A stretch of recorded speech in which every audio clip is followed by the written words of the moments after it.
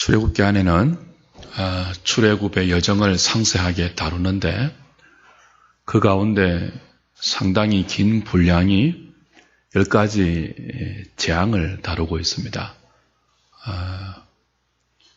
우리는 이미 확인한 바 있습니다. 왜 하나님께서 단번에 이스라엘 백성을 애굽에서 이끌어낼 수 있음에도 불구하고 굳이 바로의 마음을 강팍함과 완악함 가운데 내버려 두어서 10가지 재앙을 만나게 하고 그 재앙을 거쳐서 이스라엘 백성을 이끌어내는가? 거기에는 분명한 의도와 목적이 있다고 했죠. 가장 중요한 목적이 뭐였습니까? 드러냄의 목적입니다. 그 10가지 재앙을 통해서 하나님이 무엇인가를 알리고 드러내심의 역할을 하시죠. 그래서 10가지 재앙을 연출하시는 분도 하나님이시고 시행하시는 분도 하나님이십니다. 그래서 이 10가지 재앙에는 다음 주에 보겠지만 일종의 패턴이 있습니다. 질서가 있고 순서가 있어요. 여하튼 그건 다음 주에 보고요. 첫 번째 10가지 그 재앙을 거쳐서 출애굽을 시키는 첫 번째 목적은 이미 우리가 배웠는데요. 무엇이었죠? 그걸 통해서 애굽이 신으로 섬기고 있는 것들을 모두 심판하는 의미가 있었죠.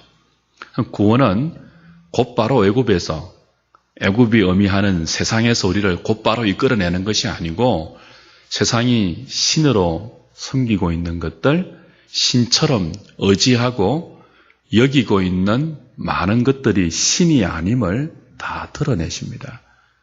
그걸 심판하시고 이끌어내는 거죠. 그럼 무슨 의미가 있습니까? 구원은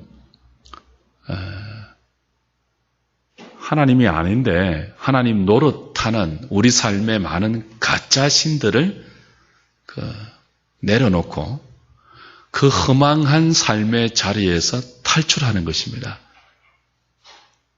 그 자리에서 하나님이 이끌어내시는 거예요.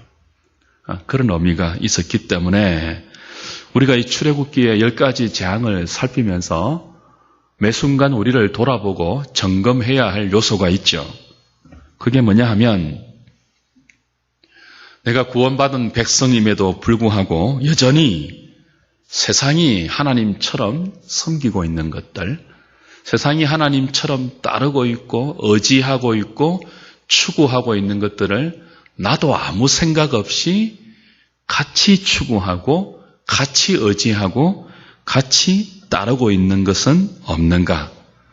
과연 나는 세상이 섬기는 그 허망한 우상의 영역에서 은혜 가운데 탈출하고 있는가? 완전히 벗어났는가 하는 것들을 끊임없이 물어보시고 점검하셔야 합니다. 두 번째는요.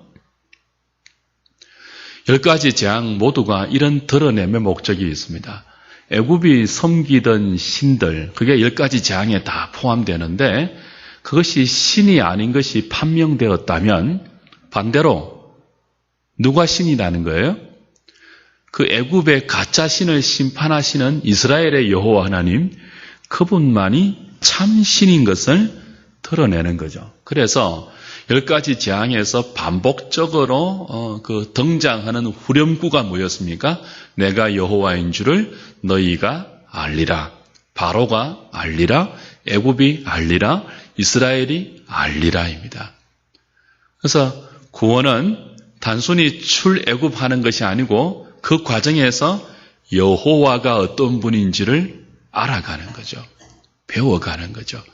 세상이 섬기는 수많은 가짜 신들을 심판하시는 나의 하나님, 이스라엘의 하나님, 그 구원의 하나님이 얼마나 참된 신이며 내가 얼마나 의지하고 일평생 사랑할 만한 그런 하나님인 것을 배우는 것. 그것이 출애굽의 10가지 재앙이 의미하는 중요한 드러냄의 역할입니다. 세 번째는 10가지 재앙 모두 다 바로의 완악함으로 인해서 하나님 말씀을 듣지 않잖아요. 바로가 하나님 말씀을 거역하기 때문에 재앙이 일어난단 말이죠. 그래서 온 세상의 주권자임을 하나님이 10가지 재앙을 통해서 알리는 것입니다. 바로는 당시 세상의 왕입니다. 바로 자신이 신이잖아요. 근데 그 바로가 여호와의 말을 듣지 않음으로 말미암아 바로가 다스리는 애굽에 재앙이 임합니다. 그래서 온 세상은 바로가 다스리는 것이 아니고 애굽은 바로가 통치하는 영역이 아니고 바로를 심판하는 하나님의 주권 아래에 있다 하는 것을 분명히 드러내는 거죠. 그래서 10가지 재앙을 똑똑히 보면서 애굽을 탈출하는 이스라엘 백성은 배워야 합니다. 뭘 배워야 합니까? 바로가 하나님 말씀을 듣지 않아서 재앙을 경험하지 않습니까? 심판을 당하지 않습니까? 그 이제 심판의 강도가 갈수록 심화된단 말이에요. 그걸 통해서 이스라엘 백성이 배우는 거죠. 하나님 말씀을 듣지 않으면 이게 화구나. 아무리 바로처럼 높은 자리에 있고 애굽처럼 부귀와 영화를 자랑한다 할지라도 하나님 말씀을 거스르는 그 순간 세상이 자랑하는 모든 것들이 재앙이 될 수 있구나 하는 것들을 배워서 어떤 자리로 나가야 되죠? 온 세상의 주권자인 하나님의 다스림 안에 기쁘게 복종하는 자리로 나가는 것을 10가지 재앙을 거치면서 이스라엘이 배워야 돼요. 그 부정적으로는 하나님 말씀을 어기면 바로처럼 되구나 하는 것들을 느끼고 능동적으로는요, 하나님 말씀을 기쁘게 순종하는 자리로 가야 하는구나 하는 것을 배워야 하는 거죠. 그런 것들을 잘 배우는 출애굽 공부 시간이 되면 좋겠고요. 오늘 본문은 5번째 재앙입니다. 그 재앙의 내용이 뭡니까? 어디에 무엇이 드는 거죠?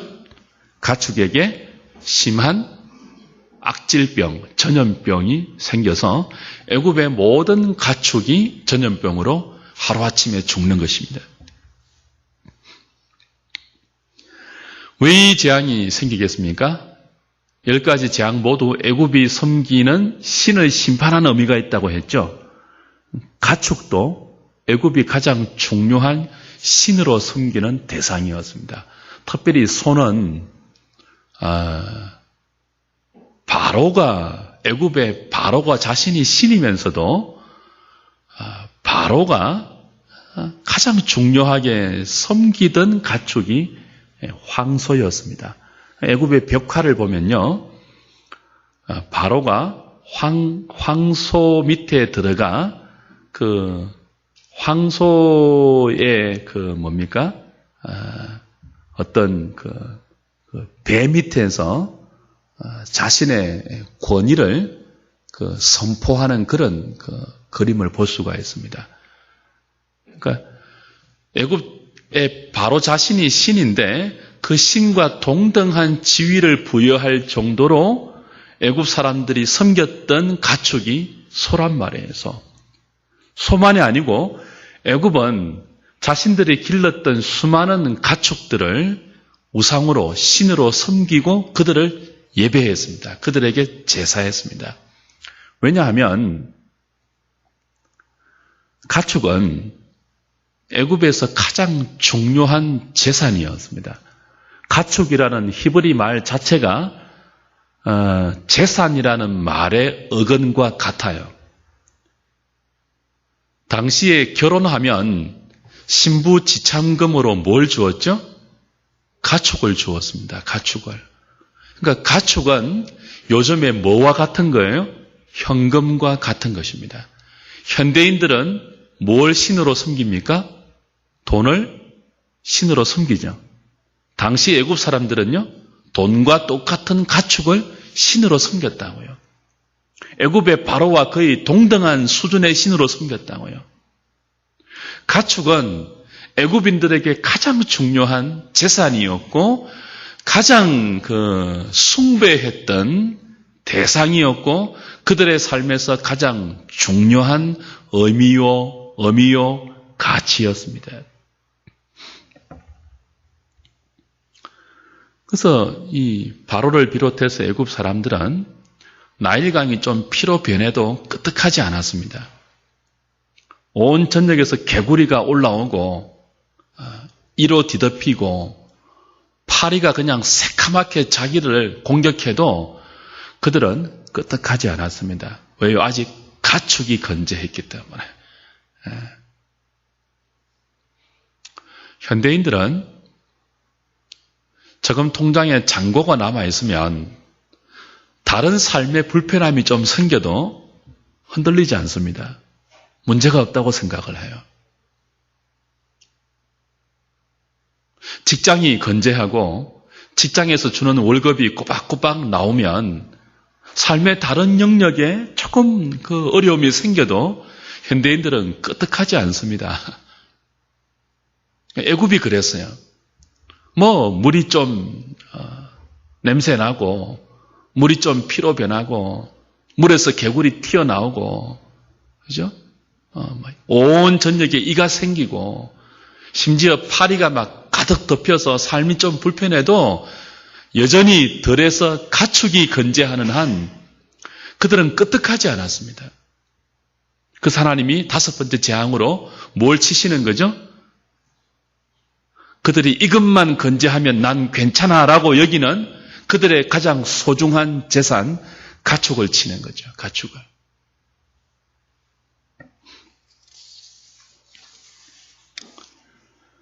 이 가축을 하루아침에 다 죽게 하심으로 너희들이 바로처럼 소중하게 여기고 이것만 건재한 한 너희들의 삶이 아무 문제 없다고 여기고 의지하고 따르는 그 가축이 너희들이 정말 붙들고 의지하고 소망해야 할 대상이 아님을 분명히 보여주시는 거죠. 가축이 너희들을 지켜주지 못한다. 소가 너희들을 지켜주지 못한다.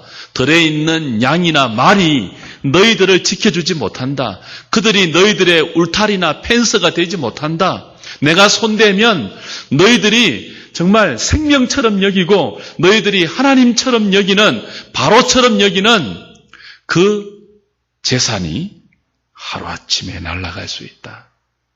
이렇게 다섯 번째 재앙을 통해서 경고하시는 거죠. 그리고 이스라엘 백성들에게 분명히 가르치는 거죠. 뭘요? 하나님과 가축을 겸하여 섬길 수 없음을 말입니다. 신약식으로 말하면 뭐죠? 하나님과 재물을 겸하여 섬길 수 없음을 말입니다. 다섯 번째 재앙도 네 번째 재앙과 똑같이 이스라엘의 가축은 한 마리도 죽지 않았습니다. 이스라엘의 가축은, 이스라엘의 제사는 지켜주었습니다. 이건 무엇을 의미합니까? 이스라엘이 가축을 신으로 섬겨도 좋다는 말이 아니죠. 애굽이 신으로 섬겼던 가축은 다 죽였지만 이스라엘의 가축은 죽이지 않았습니다. 지켜주시고 보호했습니다. 이걸 보면서 이스라엘 백성은 더 무엇을 배워야 하죠? 그렇구나.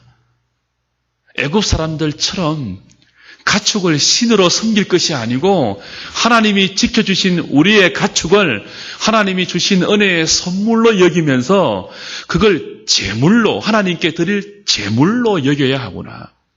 이스라엘에게 가축은요 재산 정도가 아니에요. 하나님이 주신 귀한 분복이요 은혜의 선물이요 하나님께 돌려드려야 할 가장 거룩한 제물이죠.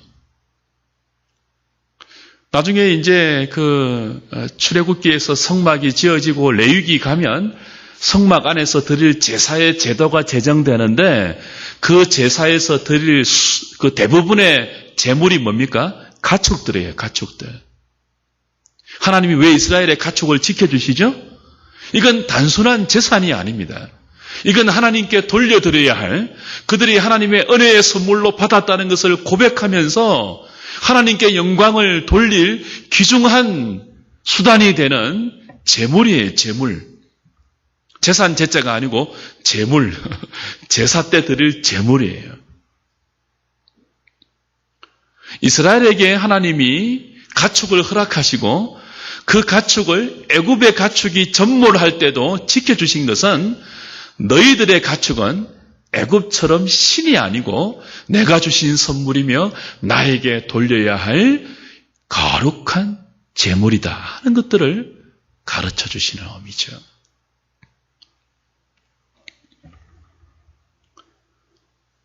사랑하는 여러분, 우리가 이 5번째 재앙을 보면서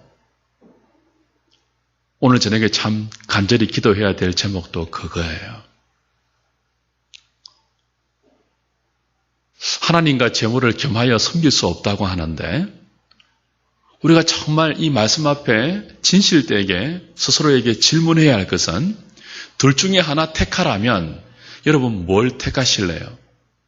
하나님과 돈, 둘 중에 하나 택하라면 하나님이냐 돈이냐? 자크 엘룰이라는 신학자가 그 유명한 책을 썼죠. 하나님이냐 돈이냐? 쉽지 않는 문제입니다.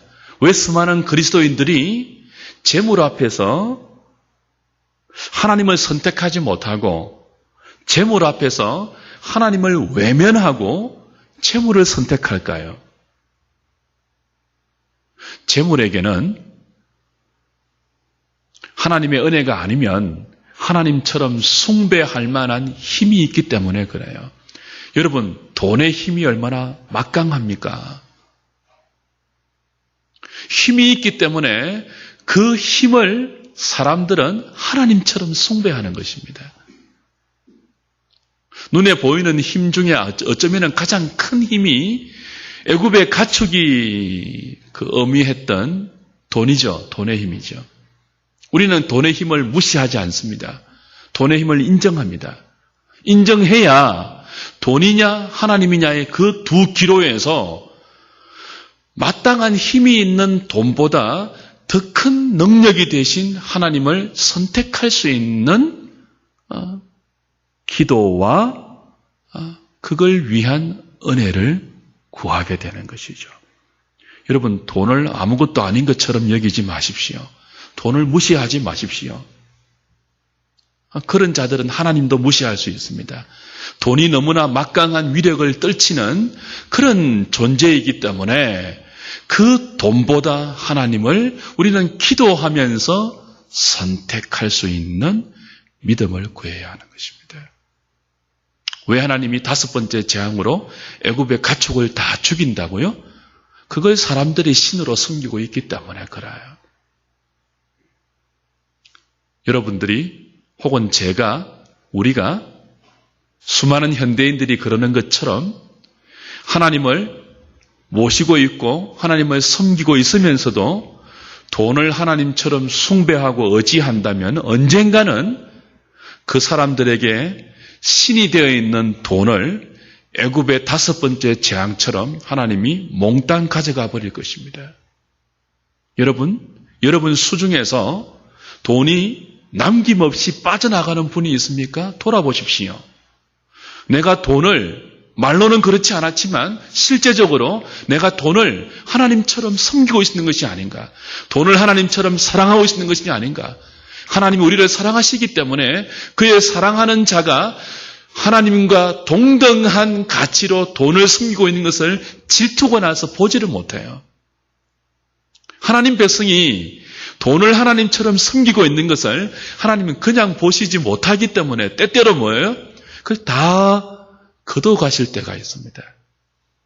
그리고는 그 백성들이 연단을 거치고 시험을 거쳐서 돈보다 하나님을 더 사랑하는 믿음이 생기고 연단을 거쳐서 그런 성숙한 신앙에 이르렀을 때 비로소 다시 그 재물을, 그 돈을 재물로 주시고 선물로 주시고 복의 통로로 부어주시는 때가 많죠.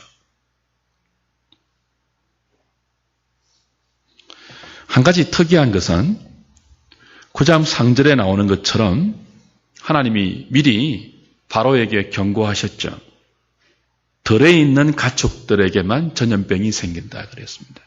이 말은 뭐예요? 들에 있는 가축을 하나님 말씀 듣고 집으로 데리고 오면 가축이 죽지 않을 수 있다는 말입니다. 그리고 유예기간을 두셨죠. 9장 5절에 하루라는 유예기간을 주셨습니다. 미리 하나님이 이 가축 전염병을 예고해 주셨습니다. 들에 있는 가축 집에 데리고 오면 산다. 들에 있는 것만 죽는다 했거든요. 그리고 하루의 기간을 주셨단 말이죠. 그 하루 동안에 하나님 말씀을 듣고 믿음으로 들에 있는 자신의 가축을 집으로 데리고 오면 지킬 수 있는 것입니다. 근데 아무도 안 그렇게 했습니다. 아무도 안 그렇게 했어요. 무시한 거죠. 하나님 말씀을 무시한 겁니다.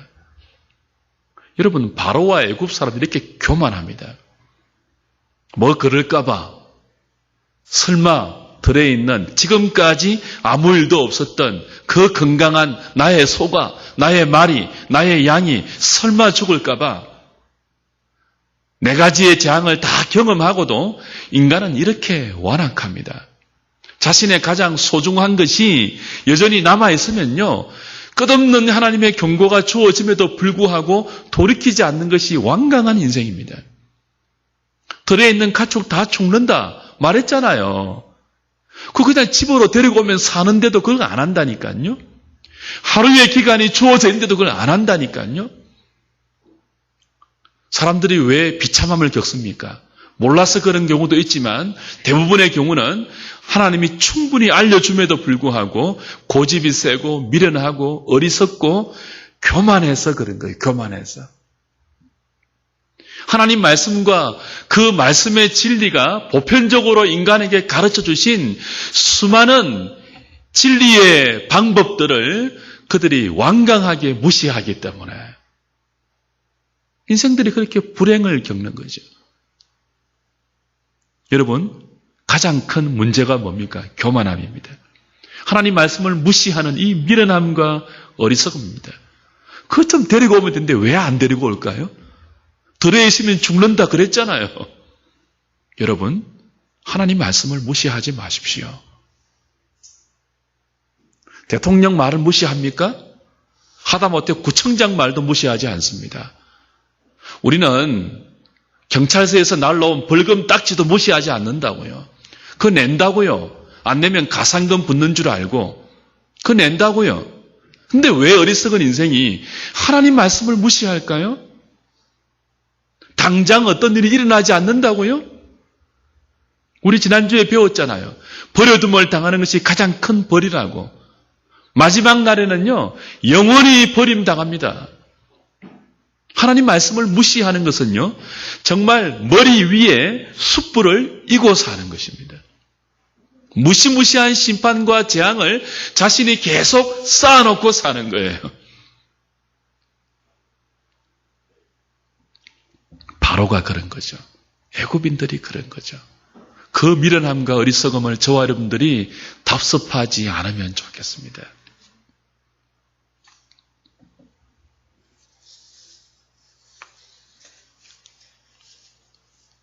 말씀을 맺을까요? 오늘 7절에 보시면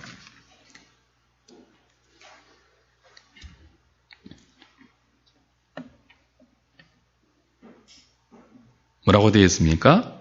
바로가 사람을 보내어 본 적 그랬죠. 이스라엘의 가축이 정말 죽었나 안 죽었나 바로가 사람을 보내서 확인한 거예요. 확인해 보니까 결과가 어떻죠? 한 마리도 안 죽었어요. 자기 가축은요? 다 죽었고요. 하나님 말씀대로 되었잖아요. 그랬다면 어떻게 해야 되겠습니까? 돌이켜야 되는 것 아닙니까? 5번째인데 지금. 5번째인데. 하나님 말씀이 진리인 것을 또 확인했는데 사람 보내어 봤잖아요. 이스라엘 가축이 죽었는지 안 죽었는지 확인했잖아요. 하나도 안 죽었잖아요. 애굽의 모든 가축은 다 죽었잖아요. 절단이 났잖아요. 그랬다면 과연 하나님 맞으시구나. 돌이키는 게 정상이잖아요. 근데도 7절은 뭐라고 합니까? 바로가 사람을 보내어 본 적 이스라엘의 가축은 하나도 죽지 아니하였더나 그 다음에요. 그러나 바로의 마음이 완강하여 백성을 보내지 아니하니라. 주 안에 사랑하는 여러분, 사람은 기적을 보거나 혹은 두드려 맞는다고 하나님께 돌아오는 것 아닙니다. 지금 5번째 기적을 보고 있거든요. 5번째 연이어 두드려 맞고 있거든요. 두드려 맞는다고 다 돌아오면 머리부터 발끝까지 성할 데가 없이 두드려 맞은, 그죠? 그래도 돌아오지 않는다고 말한 하나님 말씀은 뭐가 되겠습니까? 사람은 기적을 본다고 하나님께 돌아오는 것이 아니고요. 두드려 맞는다고 돌아오는 것이 아니고요. 은혜로 회개할 마음을 주셔야 돌아오고 회개하는 것입니다. 이건 다음 주에 또 확인할 것입니다. 아니 10가지 재앙 내내 확인되는 것입니다. 바로가 계속 두드려 맞았는데도 더 완강해지잖아요. 이게 죄인된 인간의 본성입니다. 이스라엘은 왜 돌아오죠? 우리는 왜 하나님을 믿고 회개하게 되었죠? 우리가 바로보다 더 나은가요? 우리가 바로보다 태생적으로 더 온유한가요? 더 어려운가요? 그렇지 않습니다. 똑같습니다. 근데 왜 우리는 회개하고 두드려 맞으면 돌아올 수 있고 기적을 보면 하나님을 인정할 수 있고 설령 두드려 맞거나 기적을 보지 않아도 말씀만으로 하나님을 믿고 의지할 수 있죠? 그게 은혜이죠. 여러분, 세상의 그 무엇도 완강한 사람의 마음을 돌이켜 놓지 못합니다. 세상에 있는 금은 보화 다 이렇게 모아도 그것 가지고 사람 마음 바꾸지 못합니다. 완악한 마음을 금은 보화 가축이 바꾸지 못해요. 가축을 다 잃고 재산을 다 잃고 돌아오지 않잖아요. 재산을 다 잃고 돌아오는 것도 은혜가 있어야 가능한 것입니다. 다음 주에 보겠지만 6번째 재앙은 몸이 이게 병드는 것이거든요. 완악한 사람은 하나님이 몸을 때리셔도 안 돌아옵니다. 바로 그랬잖아요. 재산 잃을 때 돌아오는 것, 몸이 병들 때 돌아오는 것, 설령 그렇지 않을 때 돌아오는 것, 조그마한 어려움을 가지고 돌아오는 것. 왜 그렇죠? 하나님이 은혜를 주셨기 때문에 그런 거예요. 바로처럼 회개할 기회를 주시지 않고 완악함 가운데 내버려 두면요, 누구라도 그렇게 됩니다. 누구라도. 또 오늘 저와 여러분들은요, 설령 병들지 않고도, 재산의 손실을 입지 않고도, 어려움을 겪지 않고도, 엄청난 기적을 체험하지 않고도, 기록된 말씀을 보고 우리 인생의 죄인됨을 깨닫고 하나님의 하나님 되심을 믿고 그분을 따를 수 있다는 것은 세상에서 가장 큰 기적입니다. 여러분, 믿음만큼 큰 기적이 없고 회개만큼 큰 기적이 없어요. 이 저녁에 우리가 기도하면서 감사해야 할 것은요, 바로같이 안게 주심을 감사하는 것입니다. 그렇게 두드려 맞아도 안 돌아오는데 하나님 웬 은혜인지, 웬 신비인지, 웬 기적인지 우리를 돌아오게 하시고 우리의 마음에 회개할 은혜를 주셔서 그때그때 회개하게 하시고 낮아지게 하시고 겸손하게 하십니까? 그 은혜를 부디 거두지 마시고 계속 베풀어 주셔서 주 앞에 가는 그날까지 믿음으로 살 수 있는 저희들 되게 해달라고 이 저녁에 간절하게 구해야 할 것입니다. 여러분에게 있는 믿음을 인하여서 감사하십시오. 그리고 적은 고난으로 돌아오게 된 여러분 감사하십시오. 목회를 하다 보면 바로 같은 사람이 있어요. 바로 같은 사람이. 정말 안타까운 인생들이 있습니다. 분명히 보이거든요. 눈에. 하나님이 치시고 하나님이 돌아오라고 기회를 주시고 경고하시는 게 거듭거듭 계속되는 것이 보이는데도 그거 돌아오지 않는 사람들이 있어요. 기도하는 자리로 나오지 않고 말씀 붙드는 자리로 나오지 않고 회개하는 자리로 나오지 않고 그냥 그대로 버티는 분들이 있다고요. 가장 안타까워요. 그런데 조그마한 어려움이 있고 자기 삶에 문제가 발견되면 금방 기도의 자리로 나오는 사람들, 아무리 큰 고통이 있어도 가능성이 있죠. 하나님이 함께 하시는 분이죠. 금방 그들은 역전시킵니다. 하나님께서 또 다른 길을 예비해 놓으신 거예요. 사랑하는 여러분, 거듭되는 경고와 거듭되는 두드려 맞음에도 돌아오지 않는 바로 같은 인생은 가장 불쌍한 인생입니다. 조그만한 하나님의 경고의 사인에도 큰일 났구나 하고 돌아오는 사람은 가장 복된 사람입니다.